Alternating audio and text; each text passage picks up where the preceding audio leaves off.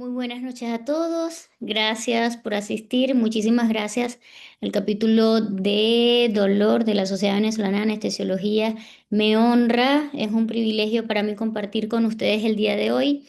Vamos a hablar para comenzar este curso virtual acerca de los principios básicos de la ecografía. Soy médico anestesiólogo, especialista en medicina del dolor y hoy vamos a hablar de algo muy importante para poder hacer todos nuestros bloqueos. A ver, existe una cosa que se llama principio pulso eco. El principio pulso eco no es más que un principio en el que, valga la redundancia, dice que existe una fuente, que es un emisor, un receptor que envía la onda del pulso de la ecografía, que está determinada por la distancia en el tiempo, y existe un reflector.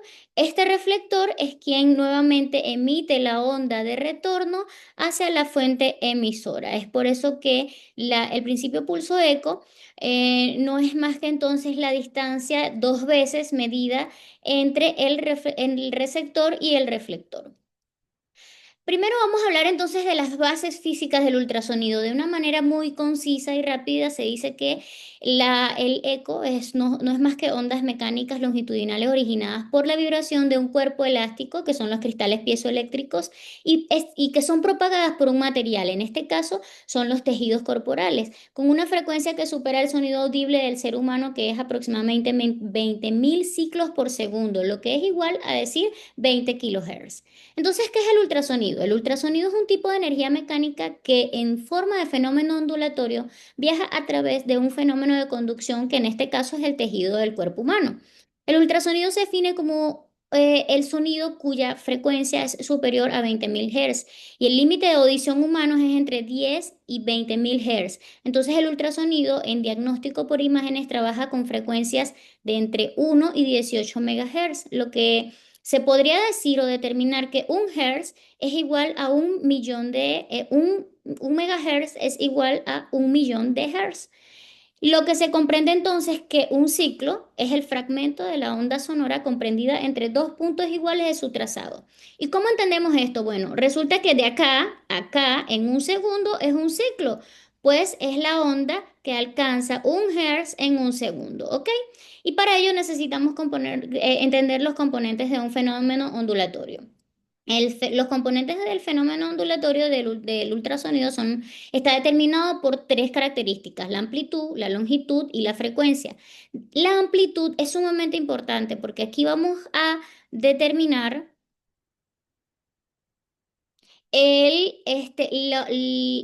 la onda en la longitud, la distancia y en la frecuencia las veces por segundo que esta se repite. Entonces, bueno, digámoslo de esta manera. La amplitud es la intensidad del sonido indicando lo que indica la altura máxima de la onda y se mide en decibelios.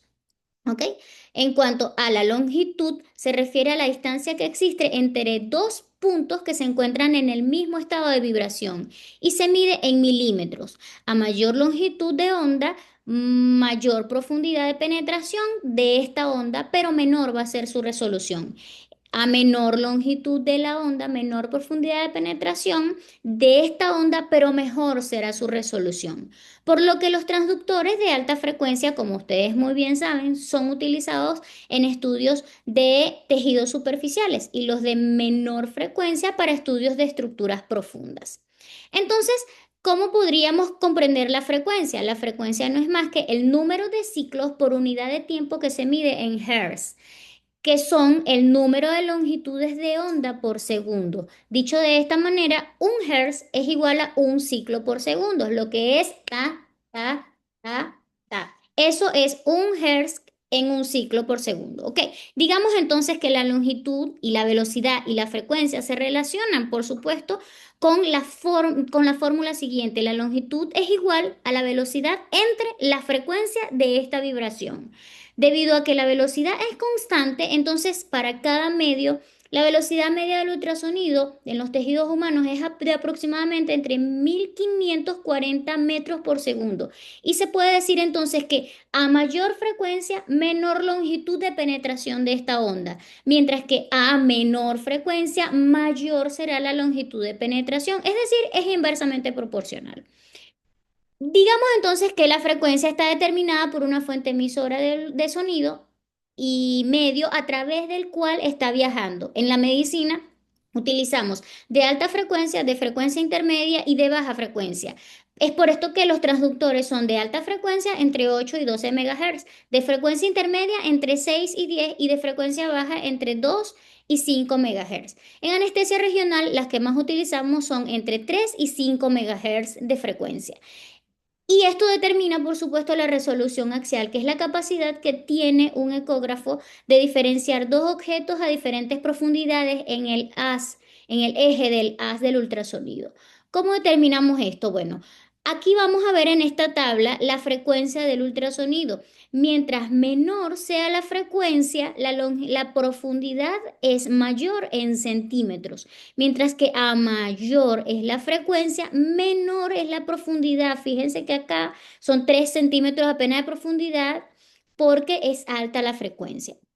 Ok, ¿cómo interactúan con los tejidos? Bueno, existen tres parámetros importantes, lo que son la absorción, la impedancia y otro que les voy a comentar más adelante. Fíjense, la absorción de el sonido del eco en el tejido del cuerpo humano es la pérdida de energía que sufre el haz del ultrasonido a medida que atraviesa un determinado medio. El parámetro de mayor influencia de la absorción es la frecuencia del haz del ultrasonido. Por ello es que a mayor frecuencia, mayor será la absorción de este eco, pero menor será su profundidad. Y a menor frecuencia, mayor será la profundidad del mismo. ¿Qué es la impedancia acústica? La impedancia acústica o punto Z es la resistencia que oponen en los tejidos al paso del ultrasonido. Esto da idea a la facilidad de un determinado medio que ofrece el paso del ultrasonido. La impedancia acústica me hace pensar en el hueso, porque básicamente es el que tiene más resistencia y es por eso que al tener mayor resistencia al paso opone la capacidad que tiene el eco de penetrar en el tejido y entonces allí es donde es el punto de mayor resistencia. Mientras que la reflexión y la refracción, que son dos cosas completamente diferentes, tenemos que tenerlo siempre presente, porque ¿qué es la reflexión? Cuando una onda viaja a través de un tejido por un determinado medio y cambia a otro de distinta densidad, se produce un cambio de impedancia, es decir, en esa resistencia al paso de la onda. El límite donde se produce ese cambio de impedancia y esta parte de la onda se refleja, a esto le llamamos eco. Esta es la onda real que se llama reflexión del eco. Y el resto de la onda va a seguir viajando a través del medio y esto se denomina refracción, que es el cambio en el ángulo de la dirección porque es justo allí donde choca y produce esa impedancia acústica, es decir, esa resistencia al paso de ese eco y por ende él cambia de ángulo, es decir, se va en otro sentido. La ecografía se basa en ese estudio de las ondas reflejadas de los ecos y por eso durante la ecografía se emiten pulsos de ultrasonido que en su camino al paso de los ultrasonidos viajan por un medio de distintas impedancias y es por esto que la piel, la grasa, los músculos tienen diferentes tipos de densidad. Y ahora acá vamos a ver lo siguiente. En el cambio de ecos que estos generan es lo que nosotros le llamamos eco. Ok, dicho de esta manera, entonces necesitamos reconocer unos factores importantes. Y a esto vamos a continuación a ver lo siguiente. La reflexión entonces es el rebote de los haces hacia el transductor, lo que le llamamos eco. Y esto ocurre entre las interfaces entre estos dos materiales. Se conoce como impedancia acústica entonces a ese producto de densidad y velocidad de propagación que ejerce un tejido por la resistencia de estos ecos. Ahora bien, los transductores, como les estaba comentando, existen de alta y de baja frecuencia. Los transductores no son más que dispositivos que cambian un tejido de una energía, un tipo de energía por otra. En ecografía, el transductor está compuesto por cristales piezoeléctricos que transforman la energía de mecánica a eléctrica y de eléctrica a mecánica.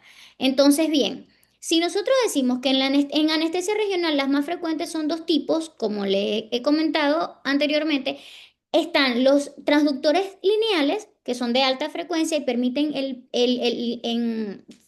atravesar estructuras superficiales, tienen los cristales ubicados en línea recta y producen una imagen rectangular en la pantalla del monitor, mientras que los curvos o los convex son de baja frecuencia, permiten ver estructuras profundas y producen una imagen biconvexa. Son estos que podemos ver acá en la pantalla. Ahora bien, ¿cómo interactúan los tejidos y la clasificación de las imágenes ecográficas en la ecografía? Es muy sencillo. De acuerdo a la capacidad que cada tejido tiene para producir ecos, se clasifican de la siguiente manera. Anecoicos, cuando simplemente hay ausencia de señal de sonido, no hay reflexión de ecos, el color es completamente negro. Hiperecoicos, cuando hay señal de mayor intensidad de estos sonidos, hay gran reflexión de ecos y el color es blanquecino en la pantalla. Y otra manera de determinarlo son cuando se dice hipoecoicos, es que la señal es de menor intensidad, hay mediana reflexión de ecos y el color es gris. Son hipoecoicos, por ejemplo, la grasa, que eso hace que tenga un grisáceo co- eh, que que puede tener diferentes tipos de tonalidades. Y entonces es por esto que podemos decir hipoecoicos, hiperecoicos y anecoicos en el caso de ser en negro. Ok, hablemos un poquito de la zonoanatomía. ¿Cómo se ven los nervios ecográficamente? Bueno, en los cortes transversales se representan como una figura con varias estructuras ovoides o semicirculares hipoecoicas que corresponden a los fascículos rodeados de una trama hiperecoica que corresponde al perineuro y al epineuro. En los cortes longitudinales se representan como un margen con bordes hiperecoicos paralelos que corresponden al perineuro o epineuro y en su interior se alternan con múltiples líneas hipoecoicas que corresponden a los fascículos junto con las líneas hiperecoicas que corresponden al perineuro interfascicular. ¿Cómo se verían entonces los vasos sanguíneos? Por sus características son fácilmente distinguibles. Siempre podemos diferenciarlas porque en el ecógrafo, si el ecógrafo cuenta con Doppler, se puede detectar mucho mejor su flujo. Pero las arterias particularmente son pulsátiles, redondeadas, no colapsan al comprimirlas con el transductor, mientras que las venas son de forma esférica, no son pulsátiles y se colapsan fácilmente al comprimirlas con el traductor. Ok, esto sería una imagen de vasos, esto sería una vena y esto sería una arteria que podemos ver en pantalla.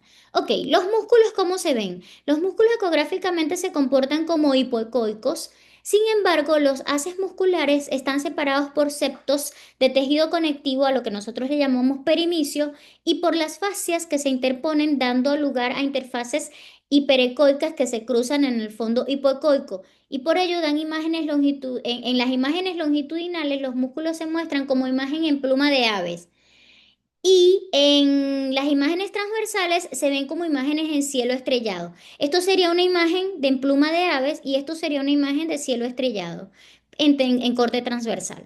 Ok, ahora bien, ¿cómo se ven los huesos? Los huesos debido a que las ondas de ultrasonido reflejan la superficie del hueso y no penetran en él, solo la superficie ósea es visible en el pero el hueso subcortical no. La cortical ósea se identifica como una línea hiperecoica bien definida, sin interrupciones, por supuesto, con una sombra acústica posterior ya que los ecos no pueden reflejarse y entonces se ve una línea hiperecoica muy bien definida con una sombra acústica posterior y por ello no permiten ver las imágenes que están debajo del hueso.